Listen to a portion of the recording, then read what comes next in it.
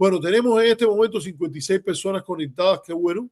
Y yo solo quería decir que hemos recibido esta donación del Lego 1992. Yo voy a compartir en el chat el artículo que publiqué para el sitio web Responsible Statecraft, que es uno de los sitios más reconocidos de discusión sobre política exterior norteamericana. Yo diría que está entre los 3 o los 4 sitios más reconocidos para discusión sobre la política exterior norteamericana, en el cual yo atiendo este tema de el federalismo estadounidense versus el ataque por el recaudador de impuestos de Miami, tratando de crear su propia ley y su propia política exterior. Empezamos ahora, vamos a hablar con el profesor Daniel Rodríguez Suárez. Quiero recordarlo para que se valore la posibilidad de donaciones de ustedes, que podemos traer un profesor de su calado y estar con nosotros 2 horas, 18 minutos ya, y va a estar más, y que es un verdadero especialista en este tema de las relaciones de España con Cuba, las relaciones de Cuba con la izquierda española y las relaciones de Cuba con el Estado español. Históricamente, él es doctor de la Universidad Autónoma de Madrid y profesor de la Universidad de Girona en la Comunidad Autónoma de Cataluña.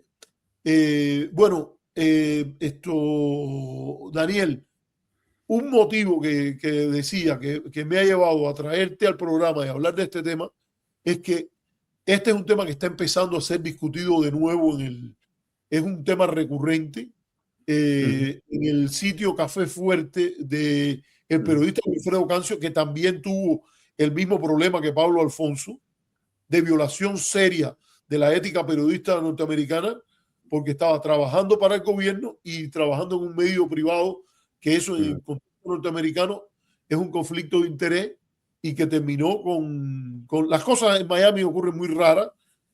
Hubo una denuncia del editor en jefe ahí del Miami Herald, lo sacaron de ahí, pero a la larga terminó que los volvieron y después los volvieron a votar o les dieron la cesantía después, no sé si con indemnización o algo así, pero lo que quedó claro que lo que estaba ocurriendo no estaba bien. Esto, incluyendo a Carlos Alberto Montaner metido en esto también para que se recuerde. Sí. Pero en el sitio Café Fuerte de Wilfredo Cancio, él sacó esto a propósito de este libro que parece que va a publicar Pablo Alfonso. Y hay referencias, creo que te las envié, a el periodista de EFE que estaba en Cuba en el momento de la muerte del caudillo y que él se enteró de que el embajador lo llama y le dice que el gobierno cubano ha decretado días de vuelo oficial por la muerte del caudillo y que él lo reporta y que después lo amenazan que lo van a votar, no lo votan de Cuba y termina por hablar, por ejemplo, de conversaciones amistosas que tuvo con Fidel Castro al respecto sobre la postura de Franco con respecto a Cuba y no sumarse a la política de bloqueo cuando estuvo esa relación entre 1959 y 1975 es cuando muere el caudillo, ¿no? Okay. Bueno, mira, claro, para hablar... Te dejo el piso para que nos explique.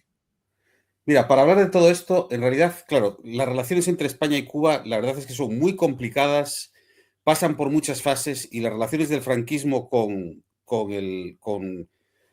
Cuba después del triunfo de la revolución son muy complejas también. O sea, en los primeros momentos, en realidad, que es cuando se construyen los primeros días, cuando llega Fidel a La Habana, cuando aparecen las primeras imágenes de lo que ha sucedido.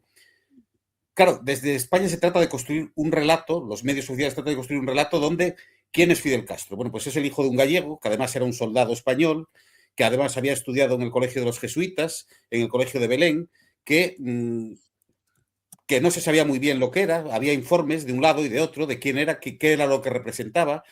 Además, había sectores católicos involucrados en el 26 de julio, incluso en el directorio revolucionario, había españoles metidos en el segundo frente, o sea, había un totum revolutum que no se sabía muy bien lo que había ahí. De hecho, el embajador de Franco en República Dominicana, cuando ve llevar al naufragio de Batista, lo primero que dice es decir, mira, el régimen que se va a montar ahí no es marxista, leninista, porque Fidel Castro es un Durruti tropical o es un Perón con principios cristianos. Con lo cual, ahí no va a haber ningún régimen marxista. Esto es lo primero que dice el embajador. Entonces, se construyen una serie de conjeturas sin saber muy bien lo que viene. Sin saber muy bien lo que viene. Bueno, después, claro, en la Revolución Cubana... Esto es el embajador española, de España en la República Dominicana. Sí, es el embajador de la República Dominicana. Pero digo que en la Revolución Cubana el peso... Había una relación muy buena entre Trujillo y Franco, ¿no? Sí, había una relación excelente. O sea, de hecho, Trujillo había visitado la España franquista y había un hermanamiento, por decirlo de alguna manera. Pero las relaciones de España con Cuba siempre habían sido especiales. Eso no tenía por qué contradecir una cosa y la otra.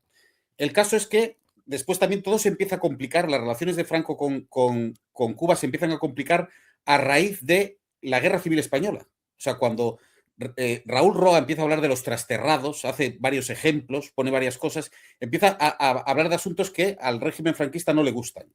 Empiezan a suceder otro tipo de cosas, como que el presidente de la República en el exilio había visitado a Batista y había recibido fondos de Batista. Empiezan a suceder cosas que empiezan a complicar la escena. Los católicos empiezan a meter mano de por medio. Empieza a haber contradicciones de todo tipo y hace que las relaciones se empiecen a complicar hasta que estalla el caso Logendio, que es de enero del 60, que es cuando las relaciones están a punto de romperse.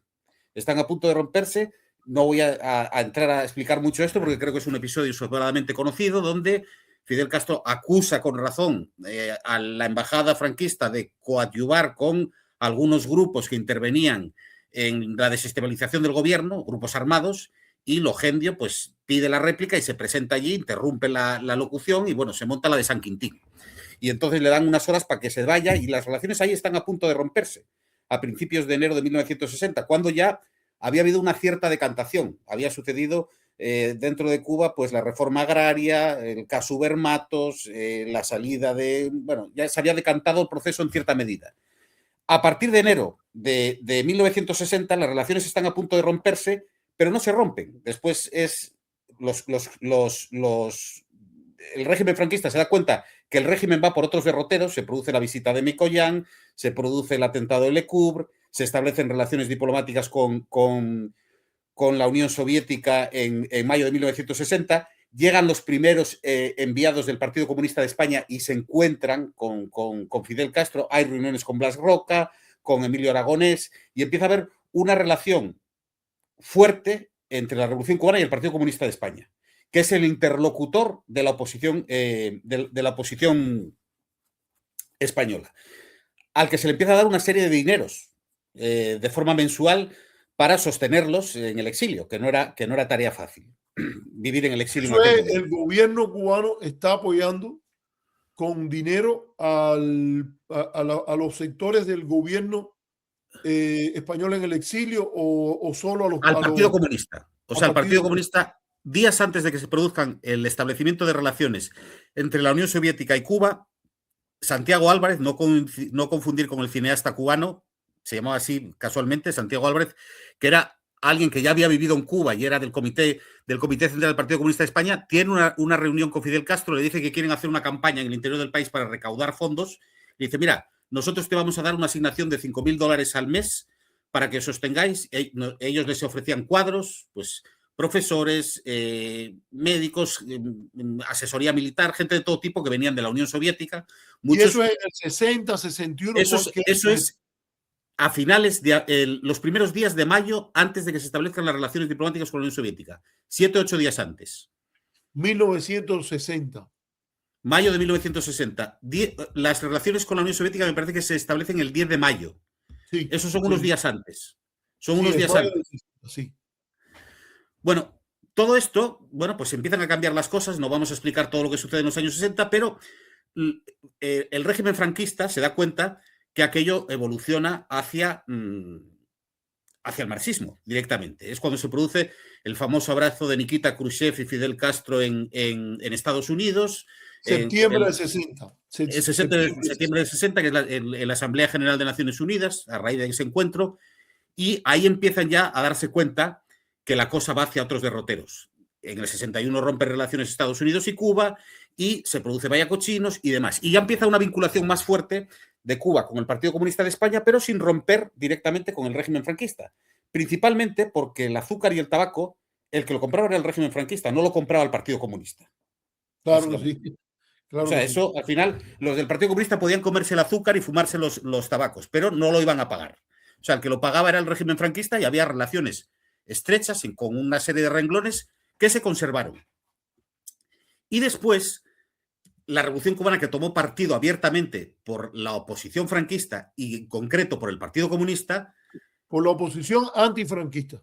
Por la oposición antifranquista, directamente, bueno, es que hay portadas donde aparece la Pasionaria celebrando su cumpleaños en Cuba a finales de 1963 y en la parte de abajo, en un recorte, que casi te estalla la cabeza cuando lo ves, pone que el régimen cubano se junta con una delegación de España en un ambiente de cordial comprensión para llegar a acuerdos económicos, directamente. O sea, las dos cosas no son incompatibles, pero también tiene que ver un poco con esa relación tan, a veces, iba a decir extraña, pero traumática, familiar, de toda índole que hay entre España y Cuba en muchos aspectos, donde tratar económicamente con el régimen franquista no era incompatible con tener las mejores relaciones y que Carrillo, Enrique Lister, el general Modesto, la Pasionaria, Marcos Ana estuvieran allí constantemente y salieran retratados en la prensa y dieran declaraciones, salieran en programas como Ante la Prensa, salieran en todas partes y fueran casi personajes cotidianos de la revolución, por decirlo de alguna manera. Y eso no contradecía que pudiera haber acuerdos económicos con el régimen franquista. Bueno, mientras todo esto sucede, lo que sucede es que, claro, el régimen de Franco no rompe las relaciones económicas con la Cuba fidelista y empiezan a producirse atentados. Es el Sierra de Aránzazu en el 64, cuando un buque mercante español es asaltado por barcazas provenientes de Miami y prácticamente lo hunden, matan al capitán y a una serie de personas que estaban en el barco mercante. Un año después, en el 65, al Satrústegui lo atacan también. Hablemos de estos elementos porque yo creo que eso esto es importante lo que tú acabas de decir aquí. Y yo creo que la audiencia debe conocer un poco de lo que es el Sierra Aránzazu. Que sí, bueno, tú asumes que la audiencia lo sabe, pero no necesariamente es el caso. O sea, tú estás diciendo que hay, y por cierto, precisamente, ¿en qué órgano de prensa fue que tú viste eso de que está por un lado coincide los reportajes de un encuentro con el gobierno español? Eso ahora no estoy seguro si es en Noticias de Hoy o en Revolución. En una portada de Noticias de Hoy Revolución de diciembre del 63. En una de esas portadas aparece el espacio grande, se le da a la Pasionaria, pero el recuadrito pequeño se le da a la delegación franquista que visita La Habana en el contexto de unos acuerdos comerciales.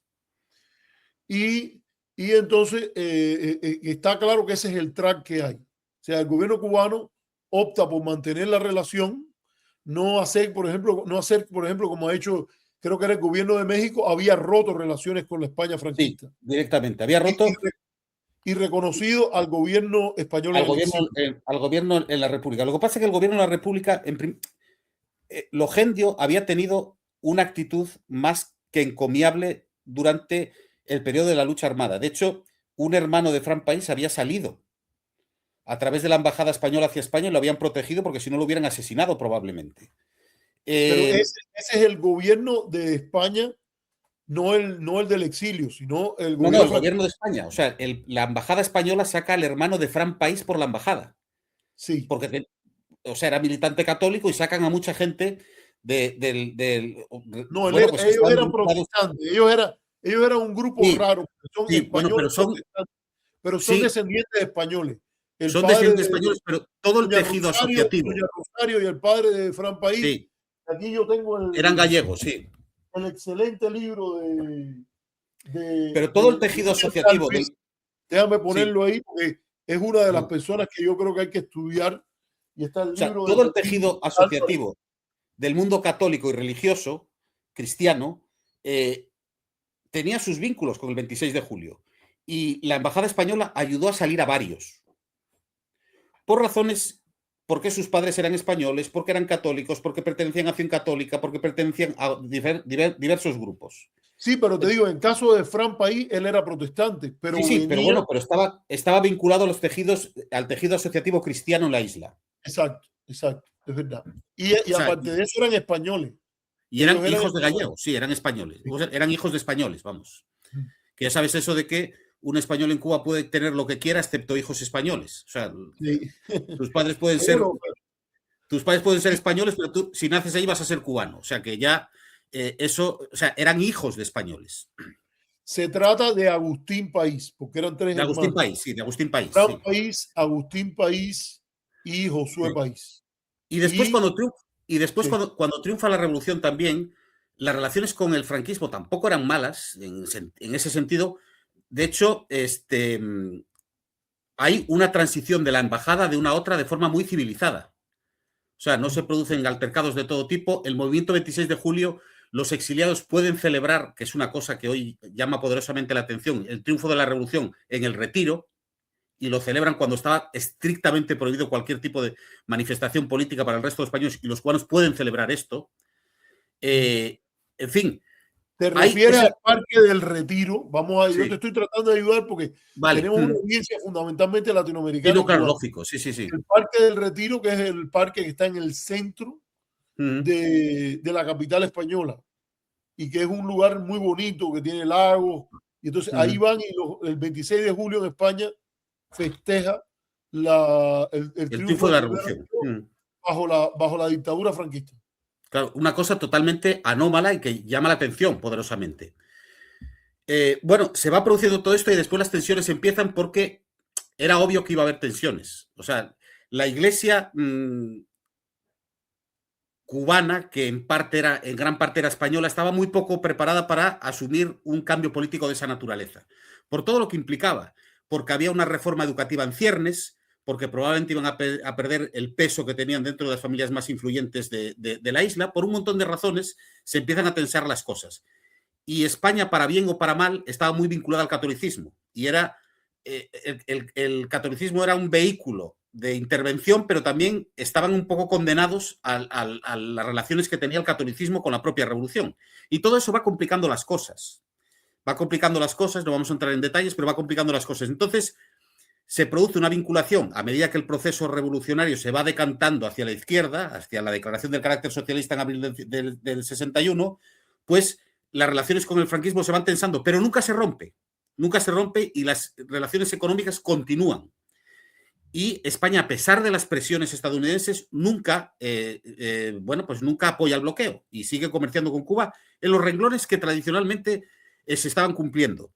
Lo que sucede es que en octubre del 64 se produce este atentado, que fue la primera vez. Desde Miami, los grupos de intervención dijeron directamente que lo habían confundido con el Sierra Maestra, que era otro buque cubano, y ponía Sierra de Aránzazu, que no lo leyeron bien y que por eso lo bombardearon. El caso es que lo asaltaron. Vamos a parar ahí, vamos a parar ahí. Yo sé que llevamos tiempo, pero esto que dices yo creo que es interesante, Daniel, porque los grupos contrarios o favorables al bloqueo Sí, claro. tenían, por una parte, un aparato político que presionaba y secundaba, porque ellos no fueron los que generaron el bloqueo. Hay que decir, el lobby cubano No, por no, los desde luego bloqueos que no. tiene miles de responsabilidades, pero ellos fueron, en última No, no. instancia, actuando desde una lógica platista, se alistaron a la política de bloqueo. Ellos no fueron los que la No, diseñaron, no, no, ni no. los que... Eso viene de papá. Esta gente son, en cierta medida, se incorporan, son le hacen el juego con lo de la Bahía de Cochino, que eso está conectado. Y el bloqueo empieza ya cuando Fidel habla del fin del programa del Moncada a finales del 60, cuando Bueno, el Che sale de las viaje, ahí sanciones empieza el bloqueo. empiezan antes. Las sanciones empiezan ya desde el Ahí, 59. Se discute bueno, también, remover cierto, al cierto, gobierno y usar las sanciones como parte del juego. cierto, Pero cierto. es interesante lo que pasa, que esta gente no solo dicen, tenemos del lado a los Estados Unidos. Y lo segundo es que ellos dicen vamos a hacer una guerra económica que incluye golpear a actores económicos, ya fueran gubernamentales o no gubernamentales, de terceros estados que traten de comerciar con Cuba. Pero Y como la dictadura franquista, y fíjate las paradojas de la historia, que el que acaba atentando contra este buque mercante español es el grupo de Manuel Artime, que Manuel Artime era uno de los protegidos de la embajada española cuando se produce el caso Logendio. O sea, date cuenta el contrasentido. Cómo tu propio cachorro acaba mordiéndote, por decirlo de alguna manera. Así mismo. Y entonces ellos estaba cerca por las aguas de Puerto Rico. Sí. Y este grupo que está relacionado con Manuel Artime, como parte de atacar la relación de Cuba con otros países, ya fuera no solo los del campo socialista. Vamos a recordar que recientemente se desclasificó un documento para que se hable que el bloqueo es guerra económica sin guante. En Puerto Rico iba un cargamento de azúcar para la Unión Soviética y le echaron una sustancia para podrirlo y que cuando el azúcar llegara a la Unión Soviética, el azúcar estuviese podrida y así golpear la economía de Cuba. O sea, eso son cosas que no tienen ningún tipo de carácter humanitario, respeto por el derecho internacional, etcétera. Y como parte de eso, atacaban barcos cubanos y barcos de otros países. Bueno, y se produce el ataque al Sierra Aranzazú. El primer buque mercante español que atacan es este, que iba cargado, ya ves, de objetos tan peligrosos como muñecas, turrones, pasas. Se produjo unos meses antes de la Navidad. O sea, en esas Navidades todavía en Cuba se consumía. En aquella época no se había cerrado, no se había adoptado lo peor de la política ateísta cubana y posiblemente eso se vendía en las tiendas normales. Se vendían las tiendas, se vendían las pasas, los turrones, los vinos de Jerez. Y después se seguían celebrando los Reyes y se distribuían juguetes y ese tipo de cosas. Bueno, pues eso llegó en el año 64 y después, un año después, se produjo otro atentado. Se generaron unos butrones en otro buque mercante que estaba en Puerto Rico, precisamente allí habituallando, y se produjo un atentado contra este buque mercante que iba cargado de camiones Barreiros y Pegaso, que eran unos camiones que España exportaba a Cuba en la época, y se produjo otro atentado y España, a pesar de las presiones, tampoco cedió. Y cuando fue el Sierra de Aranzazú, incluso el Falange, que era el claqué del régimen, fue lanzado contra la embajada de Estados Unidos. O sea, el Falange apedreó la embajada de Estados Unidos, algunos barcos que llegaban procedentes de... Bueno, pues hubo una especie de boicot totalmente movido por el régimen, o sea, con la aquiescencia del régimen que los utilizó como grupo interpuesto para protestar directamente. No, pero es lógico desde una perspectiva nacionalista. Lógico, a mí no me importa la discrepancia que tú, cubano de Miami o gobierno norteamericano, tengas con el gobierno cubano, a mí no me puedes tocar. A mí no me puede importar tu causa y te la reconozca o no te la reconozca, a mí no me puedes tocar. A la bandera de mi país no la puedes tocar. O sea, fíjate, es interesante eso que ocurre aquí, que tú me acabas de contar. O sea, que sectores falangistas vinculados a ese nacionalismo de derecha, yo creo que tienen una coherencia que después no va a tener que ganar. Porque es lo lógico que tú defiendas como política de Estado las empresas españolas haciendo negocios donde la ley española lo permita. Si Estados Unidos no quiere que los españoles hagan negocio en Cuba, o los cubanos de Miami no quieren que España haga negocio en Cuba, que vayan y persuadan en España, bajo dictadura, bajo democracia, lo que sea, y traten de decirle a la gente, mira, esto no lo debes hacer, no me gusta, estás negociando con una persona terrible, lo que tú quieras. Si cuando tratas de persuadirlo, el dinero les cuenta más, ¿qué te toca? Irte para tu casa, trancarte en el cuarto, poner la almohada y llora, baby, llora, que no lograste hacer las cosas según la ley y te toca perder. Entonces, esta gente se han creído que son los dueños del mundo y empezaron a atacar como tú lo has dicho, 2 barcos españoles. Y es lógico, yo digo así mismo, fíjate, estoy en las antípodas de los de la Falange que le fueron arriba a la embajada americana y que dijeron que los cubanos de Miami eran unos frescos.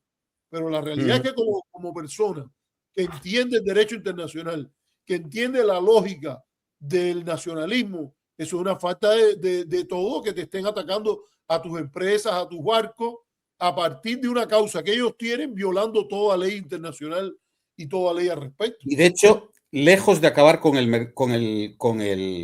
intercambio comercial, el intercambio comercial entre Cuba y España, a partir del 63 y a partir de la crisis de los misiles, empieza a crecer hasta el año 66-67, que después empieza a caer muy poco a poco y después ya hay una caída mucho más pronunciada a partir del 72, cuando Cuba entra en el cambio. Ahí ya cae mucho más. Pero hasta el año 66-67 el comercio crece sin parar. De hecho, las cifras más altas del comercio, que rondaban, no quisiera equivocarme, pero cifras del 8 o 9% del comercio cubano se hacía con España, fueron justamente en la época de la Tricontinental, la OLAS, la OSPAL, cuando las tensiones o la política cubana era más discordante con la Unión Soviética, probablemente, era cuando el comercio con España estaba más alto. Sí, porque era la búsqueda de alternativas en Occidente. De alternativas. A una dependencia excesiva de la Unión Soviética. Incluso cuando las relaciones con el Partido Comunista de España, que era el gran demonio del régimen franquista, porque era la verdadera oposición, tenían unas relaciones más fluidas con Cuba. Porque después con el eurocomunismo la cosa se tensó también. Sí. O sea, el Consejo Mundial de la Paz... Eso es después del 68. Eso es después del 68. Pero la postura cubana ante la intervención soviética en Checoslovaquia.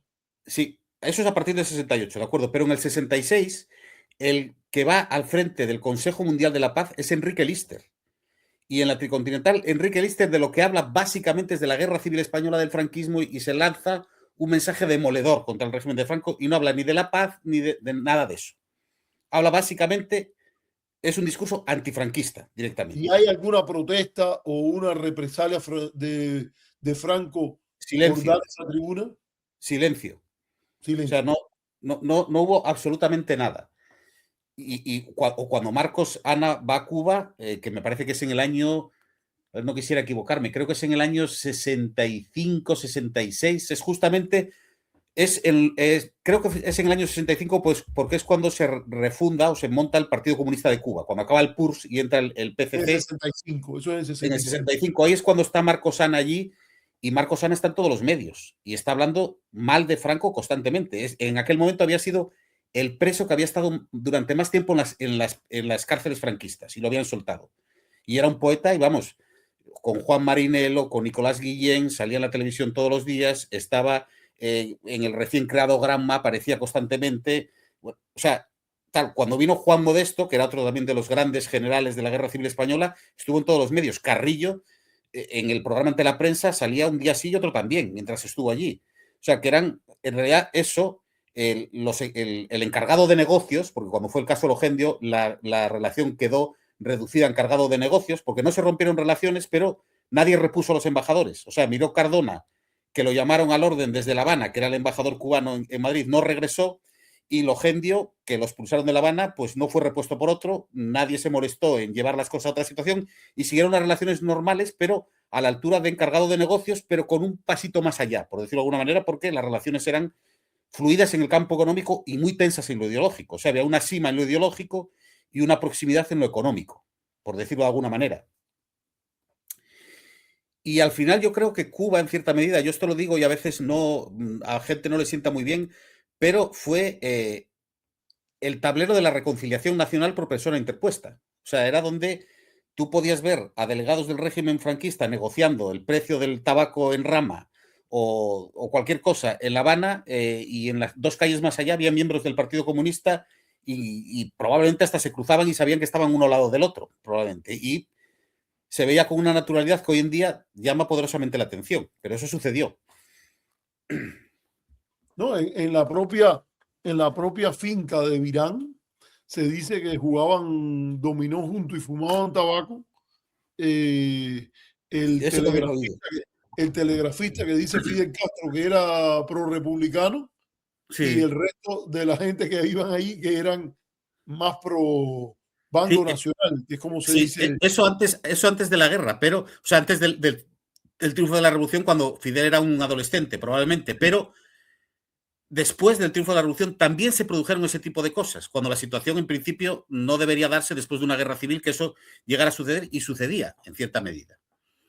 Yo te digo que en la ciudad que yo vivía, en Cuba, donde yo nací y crecí, en Santa Clara, se recibía un boletín que se llamaba La Carta de España, Uh que yo -huh. te digo, siendo yo adolescente, iba a la casa de una familia que el abuelo de una muchacha que yo estaba, bueno, tenía mi atracción, iba y ellos recibían esa revista que se llamaba La Carta de España y a mí yo me volví cercano al hombre porque ellos tenían unos pollos ahí, yo ayudaba a atenderlos y todas esas cosas.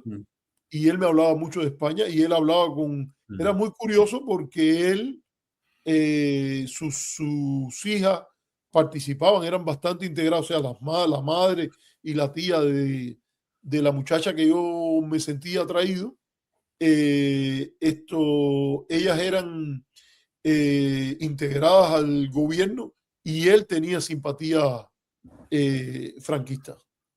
Él tenía simpatía franquista, particularmente simpatías monárquicas, no tanto franquistas como tenía simpatías monárquicas Monárquica, y sí. veía con mucho interés desde aquel momento la apuesta franquista por restaurar a los Es que, Borbones. claro, las relaciones entre la Revolución Cubana o la Cuba postrevolucionaria y post-triunfo de la Revolución y el régimen franquista hasta el año 65 son muy complejas y dan para escribir historias de todo tipo, oportunistas en la mayoría de los casos.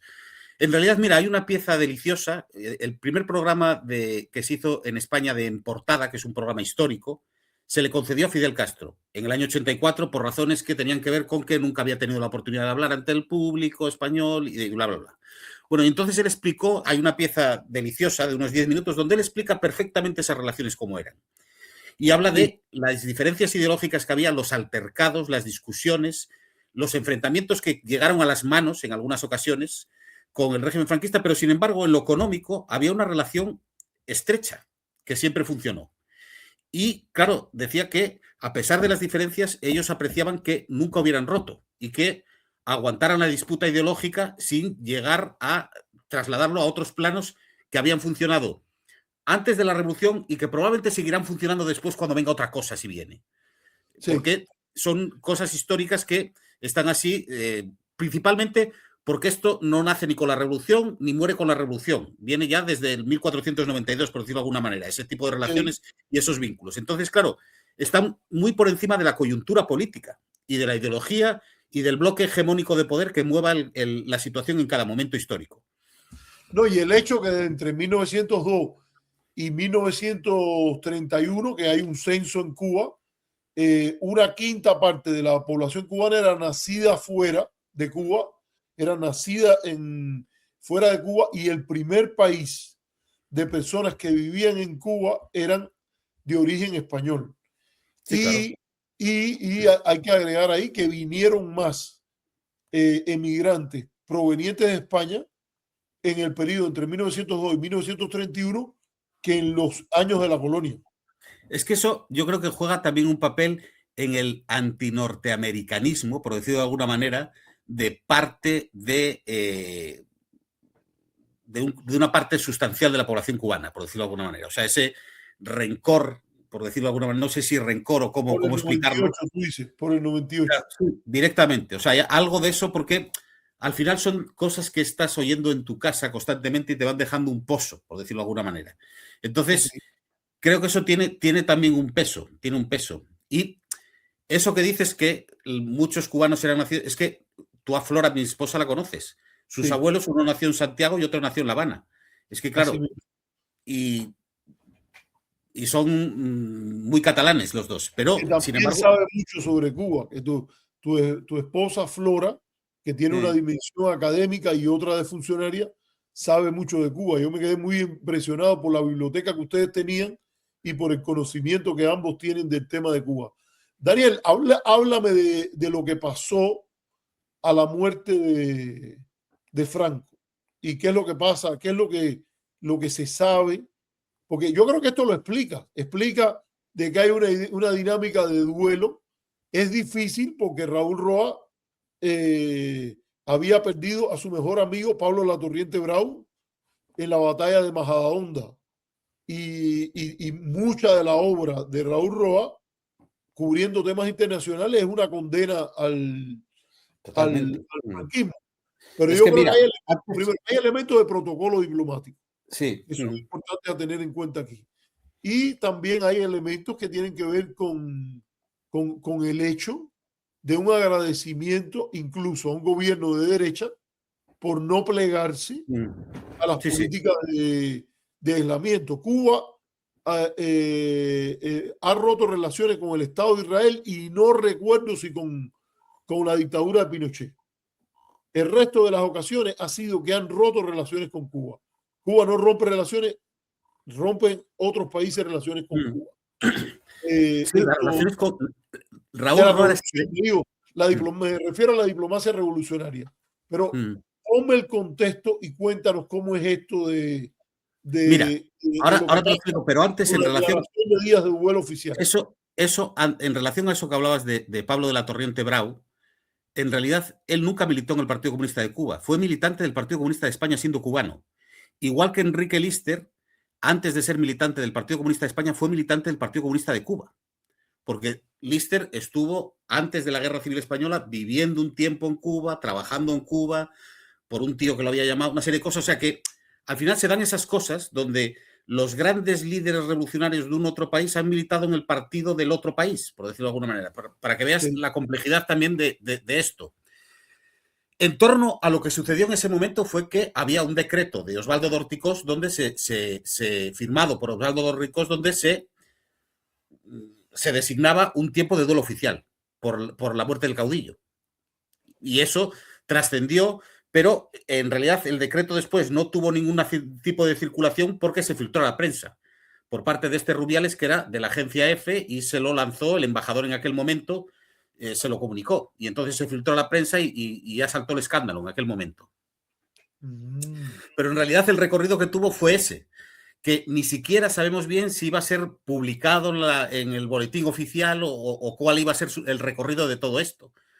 Ni sabemos, en realidad lo que pasó fue eso, que había un documento firmado por Dorticós donde se designaba un duelo oficial que a razón de lo que había sucedido en los años precedentes yo creo que tenía todo el sentido, por decirlo de alguna manera, era después de todo lo que había sucedido con la insistencia del régimen franquista en no secundar el bloqueo y demás, tenía una cierta justificación, pero no tuvo recorrido por todo lo que sucedió, por la filtración a la prensa y por todo lo que sucedió. Y creo que es algo que se le ha dado más importancia de la que realmente tiene, bajo mi punto de vista. Porque que había una sima ideológica y que había habido una cantidad de conflictos en todo momento entre el régimen franquista y la Revolución Cubana es obvio. De hecho, había un grupo, por ejemplo, que se llamaba el DRIL, el Director Revolucionario de Liberación Ibérico, donde había portugueses y españoles del exilio metidos, que hicieron varios atentados en Madrid y casualmente alguno de los que estaba allí metidos era cubano. Imagínate la que se montó. Imagínate la que se montó por parte de tal. Claro, el régimen franquista decía que Cuba estaba interviniendo en los asuntos propios de España, que estaba tal. De hecho, llegó a tal punto la cosa que incluso el Partido Comunista se asustó y Carrillo le pidió explícitamente, yo de eso no tengo pruebas, pero lo cierto es que sí que algo de las conversaciones que tuvo este Santiago Álvarez con Fidel Castro se dijo que a ellos no les interesaba la lucha armada y que por favor llamaran a capítulo a todas las personas que estaban dentro de Cuba, españoles que apostaban por la lucha armada, que dijeran que en realidad la política frente al franquismo que la dictaba el Partido Comunista de España y la oposición española, no sectores españoles que pudiera haber en Cuba.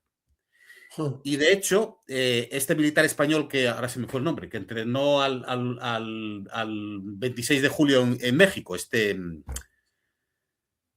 fue el nombre ahora. Alberto Bayo. Alberto Bayo salió en la prensa desdiciéndose de todo lo dicho en los años precedentes, a finales de 1960, diciendo que la recta posición del Partido Comunista era la huelga nacional pacífica y la huelga general política, y que la lucha armada quedaba descartada. Eso lo dijo Alberto Bayo en la prensa cubana. Lo dijo tanto en Revolución como en Hoy, como en Bohemia. O sea, lo dijo en varios sitios y lo dijo públicamente. Y eso es algo que probablemente a muchos cubanos no les salía del cuerpo decir eso, pero era una de las condiciones del Partido Comunista también. O sea que todo este tipo de relaciones se estaban dando constantemente, pero lo que no, eso no resta, a pesar de todo este contexto tan complejo, que las relaciones económicas funcionaran. O sea, pero es que debería ser siempre así. O sea, cuando uno de los grandes errores, por ejemplo, del Partido Popular ha sido ideologizar las relaciones con Cuba. O sea, ¿cuál fue el gran error del Partido Popular, bajo mi punto de vista, que después han tenido que ir enmendando los que han venido detrás? La posición común. O sea, eso no hubiera salido adelante. Más que el Partido Popular. Claro, pero eso no hubiera salido adelante si Aznar. Esperanza Aguirre y toda esa caterva de políticos que están. Claro, pero eso fue una hipoteca. Eso fue una hipoteca para todas las generaciones posteriores del Partido Popular. Para Rajoy, para. ¿Sabes? Y en realidad, y además desvinculó la posición que ya había trazado Fraga desde un primer momento en Alianza Popular y en el Partido Popular, de no ir por esa senda. De que al final desde España también se ideologizan, porque Fraga visitaba a Fidel muchas veces cuando tenía las relaciones más tensas con Felipe González, que también eran muy cucos en este sentido, pero las relaciones comerciales estaban fuera de la disputa y no se traficaba con eso. Hubo una política de Estado.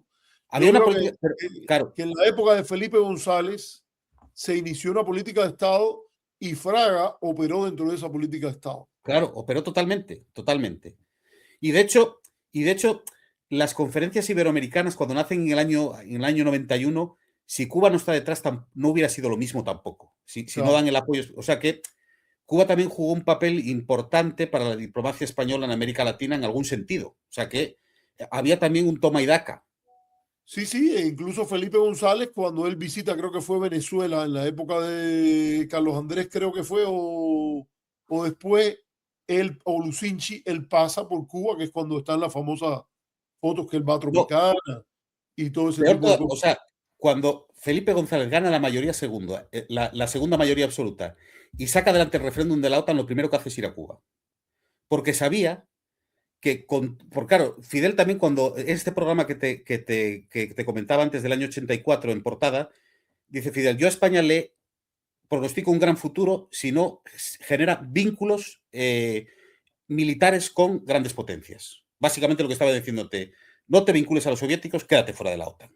Y podrás tener un ejército bien pertrechado, un papel en el tercer mundo, probablemente. Podrás tener un papel.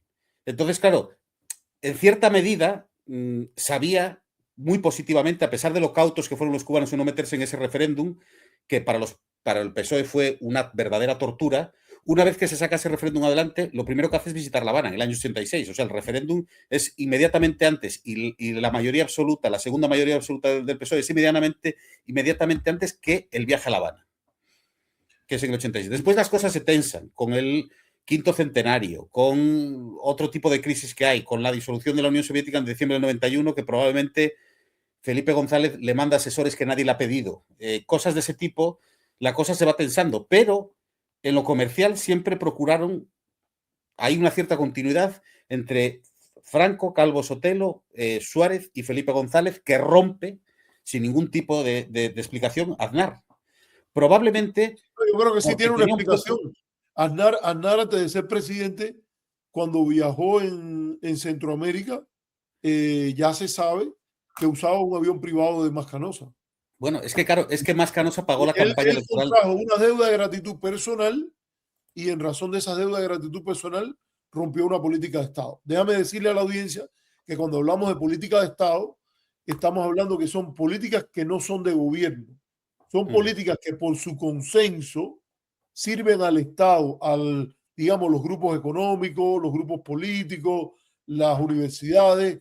Es una política que se apuesta a largo plazo a que tenga resultados y por tanto los partidos políticos, gobierne quien gobierne, tratan de de mantenerla. Y España tuvo una política de Estado, como dice Daniel, con el gobierno franquista, el gobierno corto de Calvo Sotelo, el gobierno de Adolfo Suárez, que yo creo que es importantísimo en esta historia. Por cierto, ha salido una información muy negativa para Suárez de su abuso sexual con una mujer que era menor de edad en el momento.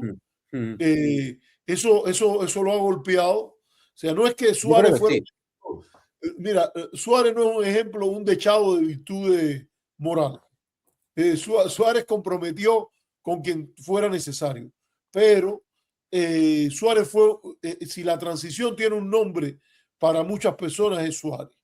Y es cierto que tuvo la habilidad de, por ejemplo, de darle al Partido Comunista todo lo que le tenía que dar para evitar que se convirtiera en un obstáculo para la transición. Y también le dio a sectores extranjeros, Francia, Estados Unidos, se supo a Cuba, porque hizo una visita a Cuba e incluso habló de meter a España en el movimiento no alineado. Bueno, es que en la cumbre de La Habana del 79 había observadores. Creo que no era de meterlo, pero mandó un observador a la cumbre de La Habana, ¿no? En el 79 había observadores del gobierno de Suárez, había observadores españoles, sí, o sea, claro, declarados. Después entraron en la OTAN y otra cosa se cantó. Bueno, mira, Daniel, muchas gracias por esta explicación que has hecho.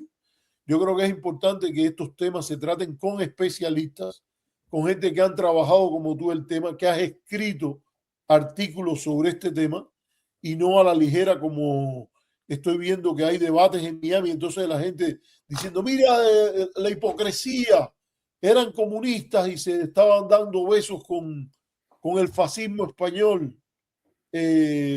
Todo en realidad es que se ponen de acuerdo por los negocios y en realidad es una relación compleja, una relación totalmente.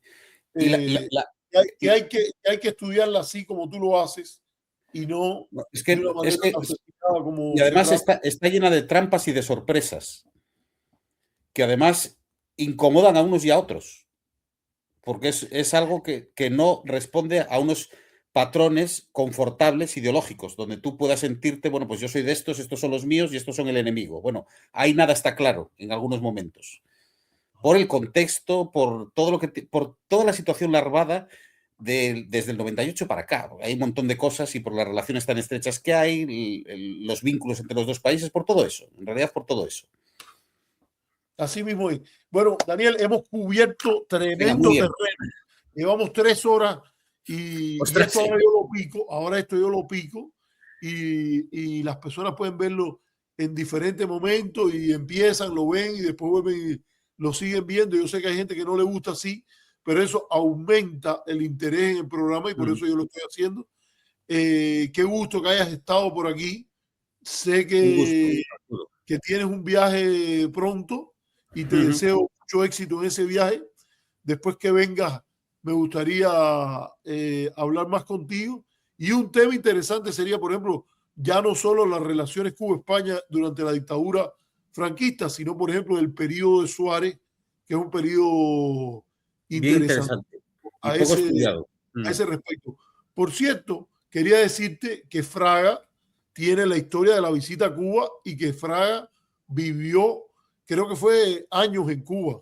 Sí. En la zona de Manatí, en Las Tunas, el líder del Partido Popular, presidente de la Comunidad Gallega, Manuel Fraga Iribarne, ministro de Turismo con Franco, líder en el movimiento, como después lo fue Suárez, tenía esa relación especial con Cuba, que por cierto también has tenido un tío que vivió en Cuba por bastante tiempo. Sí, bueno, el abuelo de Aznar fue el director del Diario de la Marina. Ah, no sabía. Yo creía que era el tío de él, no, fue el director del Diario de la Marina. Durante un tiempo, que después fue director de La Vanguardia, vino después, o sea que en realidad, bueno, tenía también vínculos familiares. No, es que son dos países muy, muy cercanos. Yo tengo origen por los López Calleja, que eran asturianos, y, tengo contacto, o sea, España es Bueno, un país con el el cual propio, tenemos mucho en común, el propio de Díaz-Canel toda la también. geografía de España, de Un, Canarias, de las Baleares, estaba el centro balear, el centro gallego, todo eso el en propio Cuba. Díaz-Canel tiene, sus orígenes están en Castropol, los orígenes de la familia. ¿Dónde es eso? ¿Dónde es eso? Castropol es cerca de donde vienen los tuyos, a unos 30 y pico kilómetros de ahí. Está tirando hacia Galicia, pegado ya a Galicia, ahí vienen los familiares de... Y un De Díaz primo Canel. segundo o tercero suyo fue alcalde en el 44 de Castropol. Ok. O sea, alcalde bajo el Primo franquismo. abuelo o algo así. Alcalde bajo el ¿Cómo? franquismo. Alcalde Sí, bajo el sí, franquismo. sí. Que eso no Sí, sí, eran claro, claro, elecciones, en el año 44. era alcalde bajo el franquismo. Qué Sí, sí, interesante eso un que. tío abuelo, creo, una cosa así. Y eso es Castropol, ¿en qué lugar queda? En Asturias. Mira, eso Castropol está pegado a Vegadeo. O sea, hay una población que se llama Vegadeo, que es de Asturias, y otra que se llama Ribadeo, que es de Galicia. Bueno, pues Ah, Castropol está pegado a la costa arriba, en la zona en la zona occidental de Asturias. La familia de él viene de ahí, que creo que interesante. pero fue gente que fue a hacer negocios. No era una familia que estaba en una posición mala, porque De tenían política. fábricas de muebles y estaban Sí, bien posicionados. Ya, o qué, sea, son de los que viajaron a Cuba, como se dice aquí, bien armados, no con una mano atrás y otra adelante, como fueron muchos, sino ok, que estos ya tenían posibles, eran gente que viajó allí con posibles. qué bien. Bueno, oye, Daniel, qué gusto entonces. Gracias por haber venido y por las 3 horas y tanto que has estado con nosotros. Es un gesto no solo de cariño por el conocimiento, sino cariño por el amigo que tienes del lado de acá. Sí, Así sí, desde que luego. Eso siempre, esto Arturo. te dejo y si quieres decir Cuídate algo mucho. más, nos despedimos para ir cerrando. No, no, nada más. Ya creo que ya, bueno, ya hemos contado muchas cosas hoy. Está bien. Bueno, chao, hasta la próxima. Un Cuídate mucho, gusto. Arturo, y Chao, compañía. cuídate, Daniel. Saludos a tu esposa y a Celia. Chao. Saludos a ti y a toda tu audiencia. Chao.